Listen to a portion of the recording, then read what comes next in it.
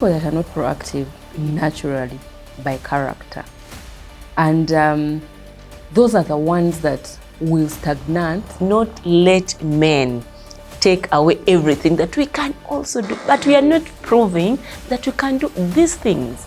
A man goes and gets an MBA, he comes and asks for this job, and they ask for this much money, and they are given. And for us women, we are like, those jobs are for men. We have the bus for that has long gone.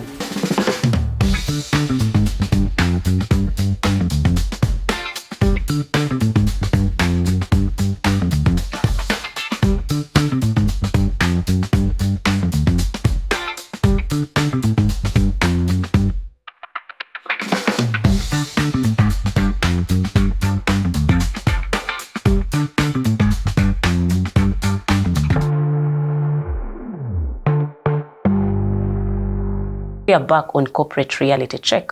You're talking about everything that is said, others unsaid, the things that shock us. We've seen moments that make us cry, very uncomfortable, the good and the bad.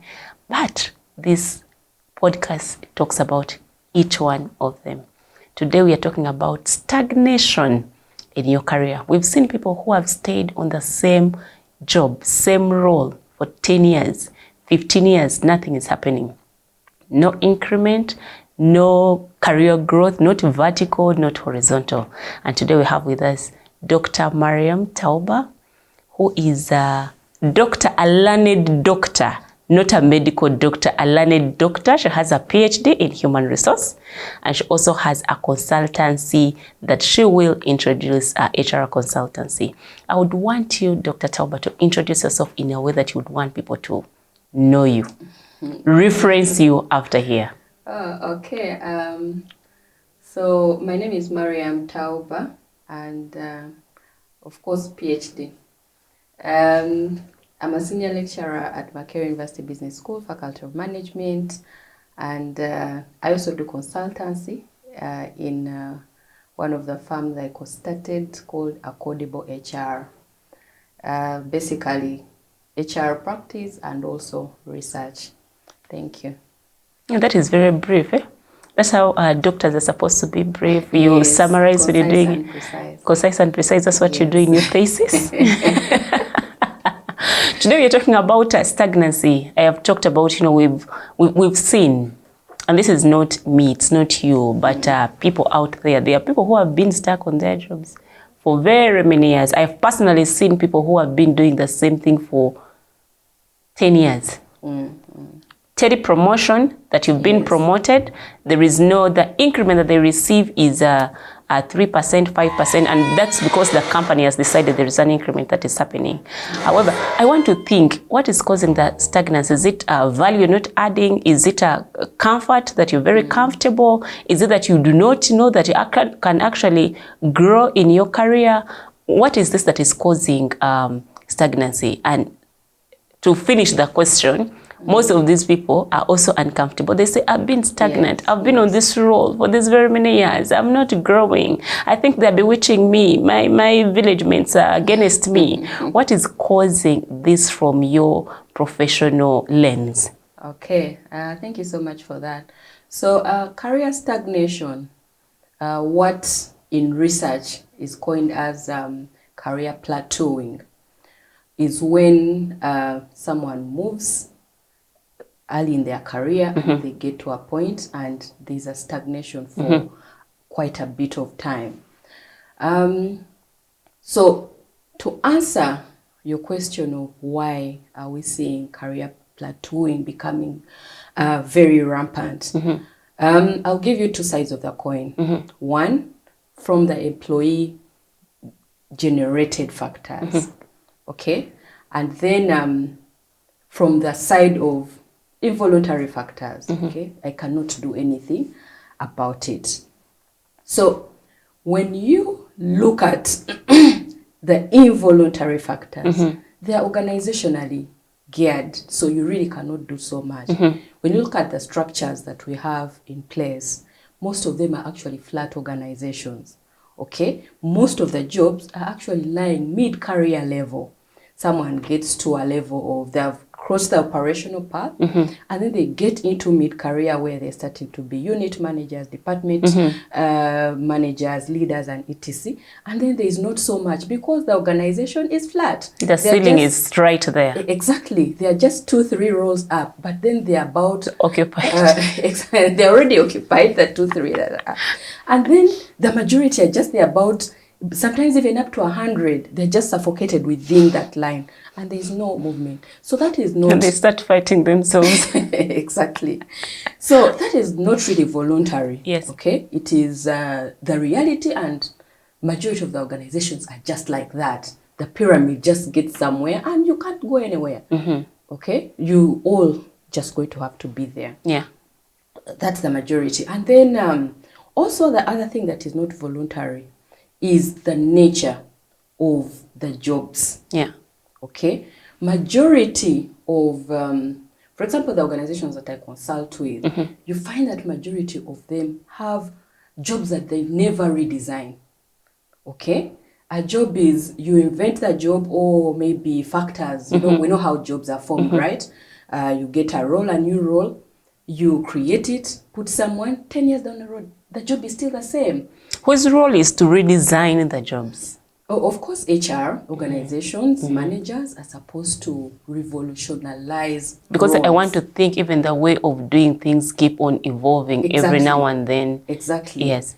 So as leaders or as managers, we need to get into the routine of redesigning jobs, put in place, you know, new activities every year, or, you know, try and play around with the different aspects of the job. Yes. So it makes it very easy for a job to grow over time, and therefore the person, even when the role is the same or the name is not changing, they will not feel stagnant. I think changing the name, the role can still the same, but the name is changed yeah, to something. Yes. When you look at some of the things we advise managers, is you can even change the role. Okay. Yes. Twist the name. You know, so someone does not feel that they are not moving. You know, when you check into LinkedIn and someone is saying, I started a new role. And it's the same role. Yes, but it's motivating enough. Yes. I think this is particularly for HR managers and the CEOs. If the role cannot change in terms of the content, you can change the name of the role so that people don't feel like they've been stuck on the same thing for years. And this is involuntary.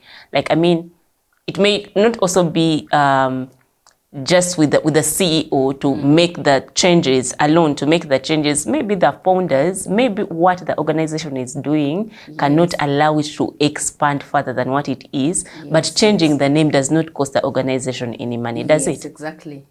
Even if it costed them, like, how much would that be? Of course, not so much.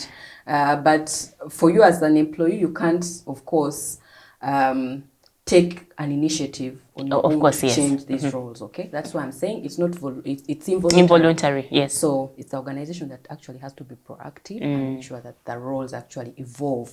So this is something that you do in your consultancy. Do you advise organizations to have this thing after studying the organization and maybe also doing the analysis of which roles have been the same for the longest time, the people who have been stuck? Do you advise organizations to have some of these strategies applied? Yes. Now, one thing I want you to know is that, of course, they will not come and say, you know, our roles are not changing. For them, they will come with the side effects. Yes. And then you, as a consultant, you do that the root cause analysis to really see what has happened, what has, you know, you go deep and try to analyze. Then you'll actually find that those are the reasons. Okay? So they will come and say, well, people are leaving, there's a lot of tardiness, there's this, people don't show commitment, they are not as loyal. And then, as a consultant, of course, you go in and then start what is causing this. Okay. So you do all the diagnostics and just find out. And most of the things are actually around just the employee getting engagement. Yes. That the engagement links are broken, you know, and they don't identify with the roles anymore. Okay. Yeah, so that's when we go into advice on that. Okay, you make a call. Make a call before you go any further. For those organizations that are experiencing that, could be having people leaving every day, not motivated, sluggishly moving. Yes. There is a lot of laxity. Exactly. They come and they're already sleeping. And they leave the jacket on and the they leave the jacket on the and then yes, go for lunch those and things. come back at 5. So maybe talk to those employers, the CEOs. So, we have all these solutions that are actually both research and practical evidence-based to just help you transform your workspaces, your employees, your workforce, and just have things right. And you really need desirable results, and we can help you deliver on that in Accordable HR. It's voluntary for the sake of the employee, of course. For the sake of the conversation, but I don't think it's voluntary. Can I volunteer not to grow? I don't know if you've met people who are just comfortable the way we are. I think I've actually seen this mainly amongst women. Yes. I don't want to go out of the corporate space, and yet I can't cope up with the speed. We create our ceiling. Yes. And then we sort of get a place of comfort. And for us, it is okay. Okay, I just don't want saga kunsumbua. I don't want to add this. I just don't want that. Let me just be here. I do what I can. Now I don't have that hear room for you. growth Because it also comes with very many factors. Now you've gotten married, you've given birth to one child, 2 children, so you're juggling very many things at the same time. Yes. Okay. So usually mid-career, that is when all these realities come to life. Okay, someone is trying to make sure that the aspects of life and work are integrating. Then for some it might become too much. You know, we cope differently. The levels of resilience are different. So you just find that our coping levels are different. I might be with family and I'm chasing a PhD, I'm chasing this and that consultant, and then the other one just cannot. So they can voluntarily just say, you know what, I cannot just be here. Yes. But why do they complain again? That I am not growing, I'm stagnant, I've been here for years. Is it a reality? When reality sets in, that's when you're like, okay, I'm not growing. You reflect and you're like, okay, I've been here for 10 years and I'm not shifting. I think what actually happens is, you know, want to have our cake and also eat it. Yes. You know, I don't want to chase the growth. Yes. But then also when I see, you know, when you see like the juniors have come and they have actually, for them they are more. And they have energy. Yes. You know, they are faster, more speedy. Because it could actually not be a junior, maybe sometimes it could be someone that is not taking the path of probably growing a family or anything like that. They just come and probably bypass you and supersede. That's when now we get back and like, okay, is this what I really want? Okay. And yet, because the manager is saying me comfortable, you know, I'm not complaining, they'll probably leave me in that shell and chase this one that is growing and chasing this path. Okay. And then now the reality will come back to me and be like, oh wow, this lady came and phew. And what we shall say, this person who has just come, they have gone, but we are forgetting that it's us who have made ourselves comfortable and left the lane for the other person to run. Yes, thank you. So it is voluntary at a certain point until reality checks in. Okay, another one. So usually, also the organization hinders the employees from development in terms of taking time off to study and etc. Okay, and then isn't that involuntary? It's actually voluntary in the case that you want the job, but then they're telling you you cannot study. To go and study. Then you say, let me just stay where I am because I need the job. I cannot probably get the time off, maybe to pursue higher studies that might actually need the time. Okay, so I just have to stay here. Why do you think employers do this? Do they think that when you take the time off to go and study, you will come back to ask for higher pay, or you'll be what is it called, hunted by another employer? You've been there, you've been the spaces, you are an HR, you know exactly. And these are things we're talking about, the things that you HRers do. Why would you stop an employee from furthering their studies, upping their skills? Okay. I think I would really blame that on the culture that an organization builds. The organizations that are actually centered, or they have built a culture on employee development as a priority. They I've seen prioritize those, it, yes. and it's a philosophy they sing and they chase. Okay, and then there are those that are just not geared like that. They are more onto, for us, we want the time. Ready people. Yes, you have to be there. Yes. If you may be going to pursue a degree, probably look for a Sunday. But if our culture is Monday to Saturday, probably 8 to 5, and maybe Saturday, maybe up to 4 p.m. And you literally have no time. And the policies are saying we're not going to give you time to study unless maybe you take unpaid leave. Not many of us can afford No, unpaid we leave. can't. It's very expensive. Yes, very expensive. So I would really blame it on the culture that the organization builds. Yes. Okay, is there a way around it? If I wanted to study and I'm in this organization, and could it be also that maybe my ambitions are less? Like if I really wanted to study, sometimes I don't need to notify my employer that I'm going to study. We've studied, most of us have studied, but your employer will only wait for your degree to celebrate your certificate, new certification they celebrate. They never get to know that you're studying. Yes, And I mean, we can utilize I want to think we can utilize our leave days to do the exams and so on. Oh yeah. Yes. Okay. So I would blame that on a couple of things. Like I said, one is the organization. There's what we call pro-people organizations. Yes. Okay, and then there are those that are really pro-work, want to get the job done at any cost. We don't really mind how the job gets done. It has to get done. So when you find organizations that are pro-people, they will obviously put the interest of the employees First. ahead. Yes, you're going. You've had organizations giving even compassionate leave. Yes. Okay. That's where we're going as HR, the world of HR. And Transformational HR. Exactly. Transformational I need to emphasize that. Yes. So because we want a present employee, yes, both body, mind, and spirit. Day and boarding. We want you to be yes, in your full self, because it doesn't really make sense for me to show up and I've left my mind at home. Yes. You know, my spirit is literally not there. Of course, the level of engagement is not going to be as high as the one that is flourishing. Yes, yes. So organizations that are pro-people have understood that the people's interests are actually important. Do we have examples of those organizations that are pro-people? I don't want to make color. Maybe. Others would borrow a leaf from them. I don't want to borrow kalango. But there are institutions that have been deliberate about that. That if I come as an employee, I present my interest, my career growth interests, the path, the plans that I have for my career.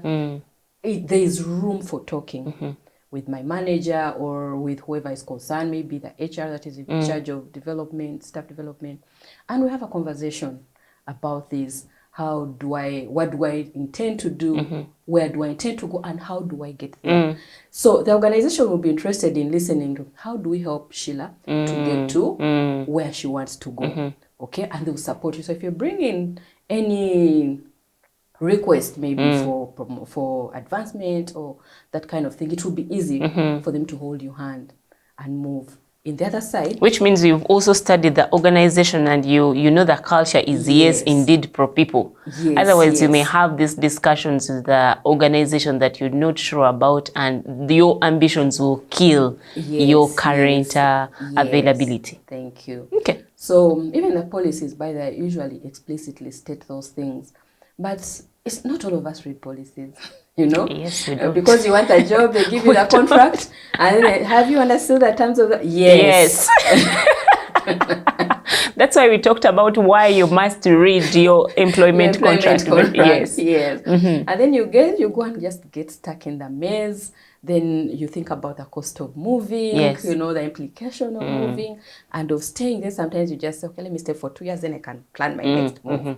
Okay. So that's what I would largely blame on the culture, the policies that the institution makes important, those that they build, their employee what do they call it, the side of the employee that they need to support. So you find that they are people. And what do they make of employees that are not studied? They came with the same skill sets they acquired 10 years ago, because I'm sure it's not the same skill set that is providing value today. Sure. What is a comfort level? And again, I'm asking you because you're from the other side. What is a comfort level that I have Dr. Tauba, who has been here 10 years? She's still providing the same skills. Very many things have changed. Is it the same quality of work? In terms of if I stay on the job? Yes, 10 years down the road and there is no development in terms of upping your skills. Do you still produce the same quality of work that is needed today? That the market needs today, your organization needs today? Are you still as productive? Okay. So when we're looking at job performance, there are really two sides of the coin. Yeah. We have that real task performance, okay? That I am going to go and probably prepare payrolls and you know, do a recruitment and etc. They never change. Yes, those. Of course, sometimes you might fail and then it will come out really. But then there are also the other supporting factors, okay? Those that we call, there's the task and then there are the other desirable factors of the job. That you are good to your team, you communicate effectively. That's soft and hard, you know? That's soft that became hard skills. Yes, so there are those that are actually needed, that you're defending the organization outside the workspace, you're promoting the organization, you're doing ABC. They're not directly in the task, but they're important for the task to flourish. So in my experience, I've actually seen that the task might actually go on because I've gained mastery that I can do ABC. Experience is working for you now. Yes, you're actually riding on that. Yes. But then the other side that is not directly linked to the job can actually compromise either your work or the work of your team members.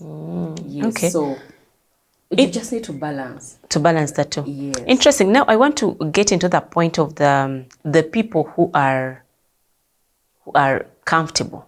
And that comfort, we've talked about the other ones who are dealing with very many other things, including building a family and so on and so forth. But there are these that are comfortable, that I've never thought of going back to school, even to get a certificate that is going to help me do my job better. Those are there. There are also those ones who never ask for those promotions, even within their organizations. Yes. I have this one, there is a role above me, I don't ask for it. Maybe also praying that my boss knows that I've been doing this job very well and they'll give me a promotion. And there are also those ones who never try to apply outside at all. I came, I am here, I am not going anywhere. What's your comment on that?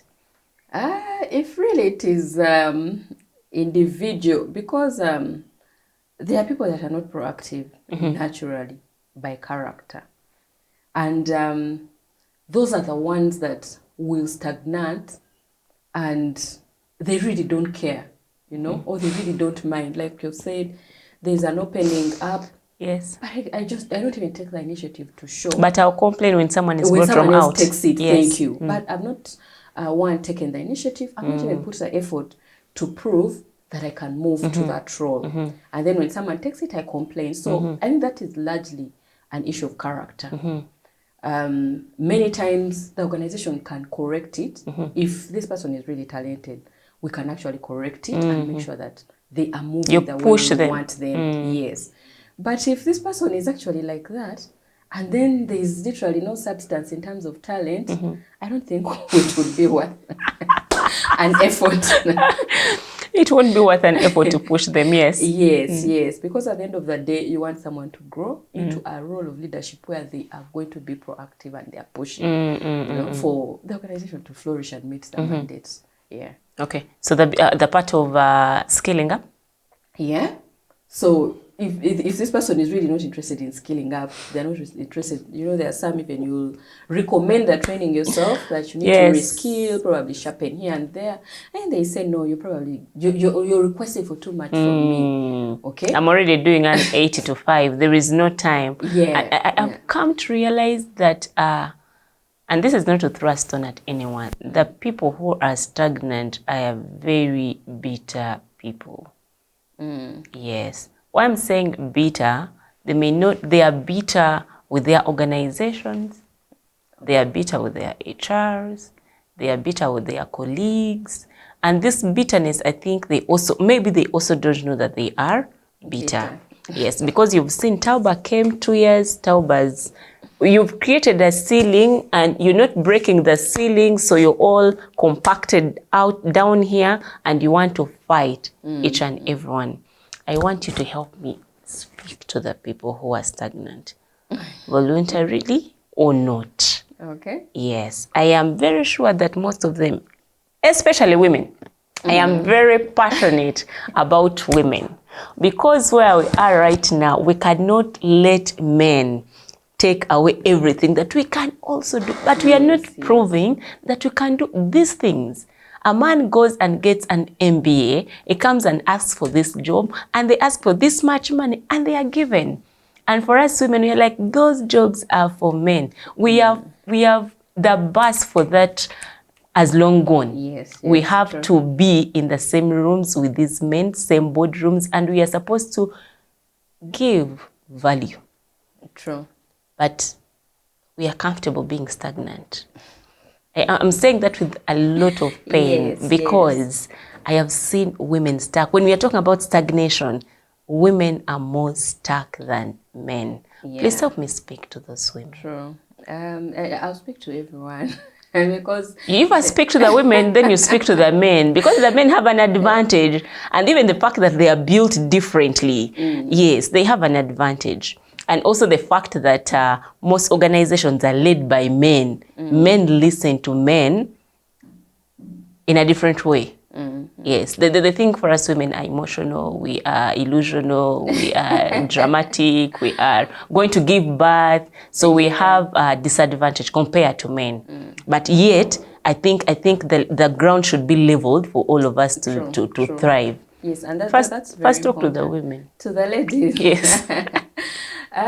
For the ladies, I'll speak from the point of a lady, because I'm also a lady, but yes, with a level of compassion for us. So,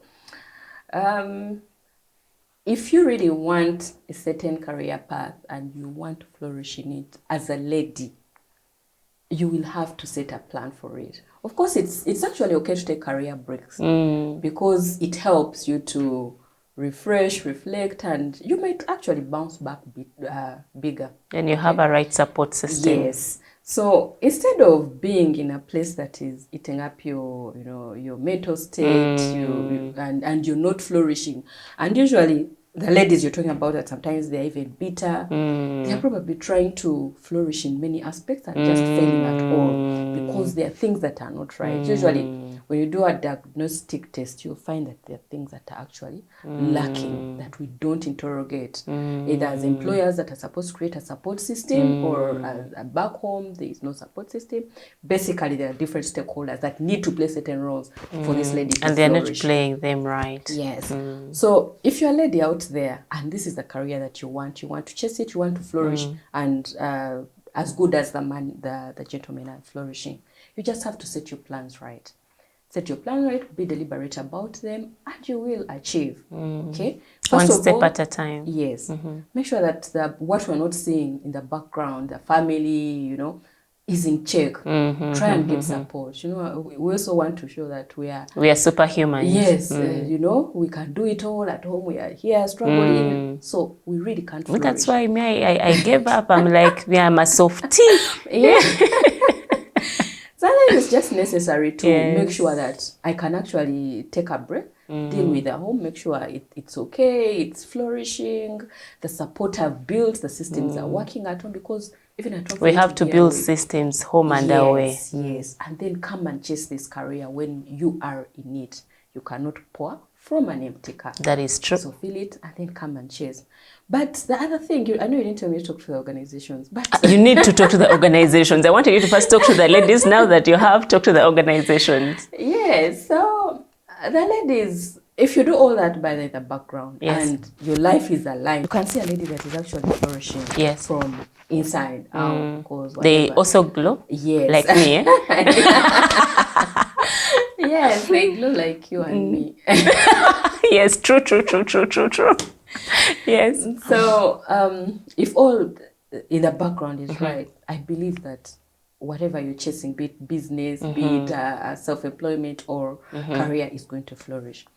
But also now employers, these are usually my clients. Yeah, your clients. So talk to your clients over there. So my clients, I usually tell them that in this era, if you want certain quality of employees, you have to work for it. Yes. As an institution, you have to build it. There are things you need to institutionalize, okay? Like employee well-being, okay? The safety of employees, both, now, now the conversation of safety has actually gone to the mind. That we have done all these things because they are compliance, the compliance related, but now the mind is what the employees, the employers are moving towards. We want an employee that is whole. Yes. Okay? So can we try to be more realistic in terms of putting these into policies? Okay? I've seen institutions now that are putting daycares at work. We want you to flourish and then give people flexibility. You know the phase that someone is going through, they can actually compensate, probably work from home. Now there's a lot of flexibility. But some organizations are just so rigid. Okay? They feel like being rigid is what is going to deliver the results, but not always. There are jobs that are hands-on, that you need someone to be there, but there are those that I can do from anywhere and actually flourish. So you're talking about remote working, you're talking about the support that they need within work. Yes. And this needs to be institutionalized. Yes. Okay? Be deliberate, put it in policies, put it into the work routines, let the managers understand that we want to come from a point of compassion. We are building an employee value proposition for Sheila not to admire to work anywhere else. And yes, you'll be the great place to work. Yes. So you need to build that value proposition that they can't actually look elsewhere. They are happy with us. And therefore, they have that affective attachment to deliver the results that we desire. Okay? And also make sure that the workplace is not compromised in terms of teammates and other employees. I like the fact that you're speaking about this from the point of being an HR.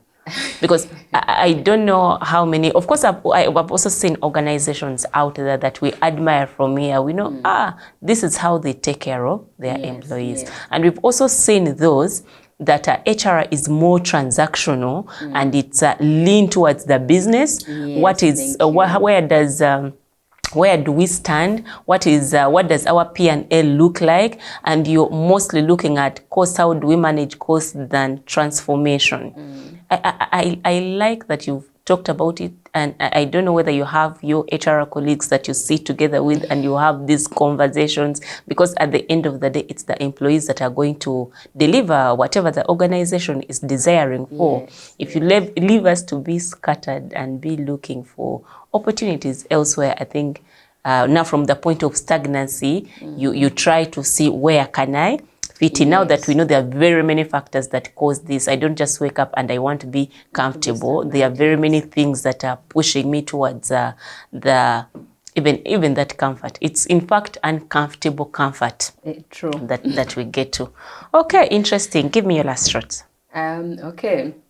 So the issue of this career plateauing, if it is not addressed, it might not show the negative results today or tomorrow, but it will dig into the culture and also the image of the institution, by the way.